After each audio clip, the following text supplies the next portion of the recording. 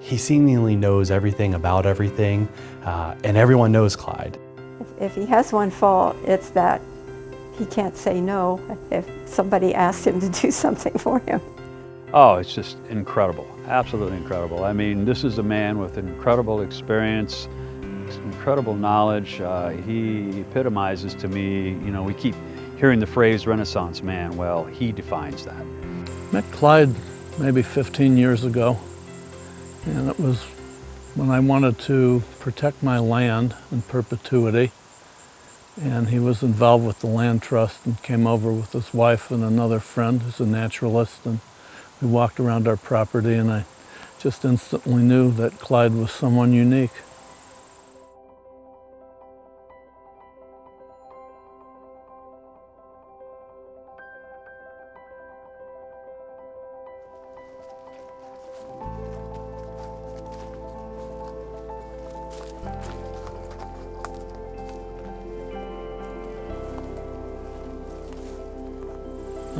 Thias Grove is a place that Clyde bought years ago, restored the building and then improved it, but mainly just protected the natural beauty here. It's the most spectacular wildflower preserve I've ever seen.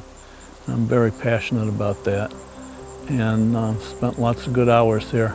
I had several things that I was going to achieve, but one of them was to find a special place in the natural world in the Hockey Hills that I thought I would like to try to acquire. And I was successful in doing so. It took me about a year to acquire this place because the owner wasn't particularly interested. But I'll tell you, you look around and you can see this place is just loaded with all kinds of history and natural features.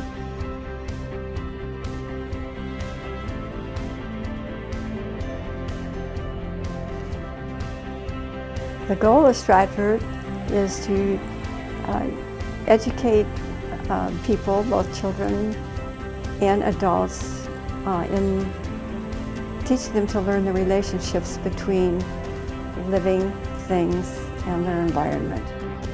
Stratford Center is, as I mentioned, an experiential educational farm, and it's essentially for children, and it was founded about 25 years ago. By my wife and her late husband, her late daughter, and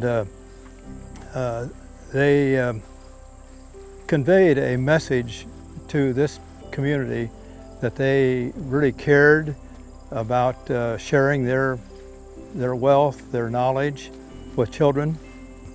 So this is a complete, what I would call farm community. The idea is to convey what farming was like 50, 60, 70 years ago, the experience that I was fortunate to have. And we have about 7,000 to 8,000 children come through programs here. It's complete experiential. They have the opportunity to milk goats, feed the chickens, gather the eggs.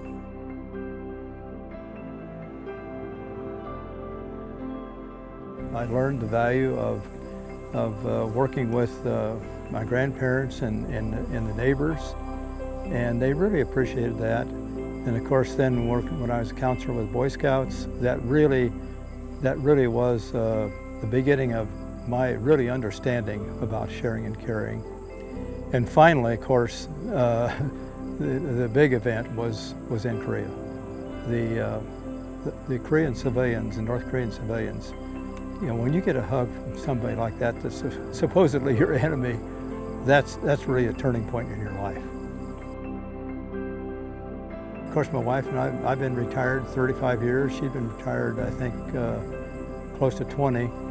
And we spend most all of our time, probably about 30, 40 hours a week, doing volunteer work for several different organizations. They're all nonprofit. They're all associated with the natural world, ecology, education, conservation, preservation, historic and cultural features. That has conveyed our message for caring and sharing what skills and knowledge that we have.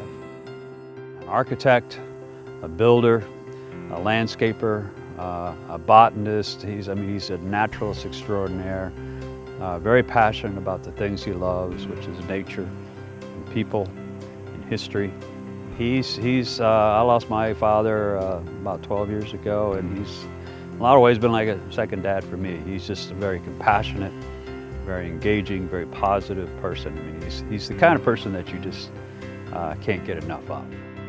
Clyde, on behalf of Waller Financial, congratulations on the 2015 Odysseus Award. You embody everything that we had hoped that this award would stand for. Congratulations on your Odysseus Award. It is very, very well deserved.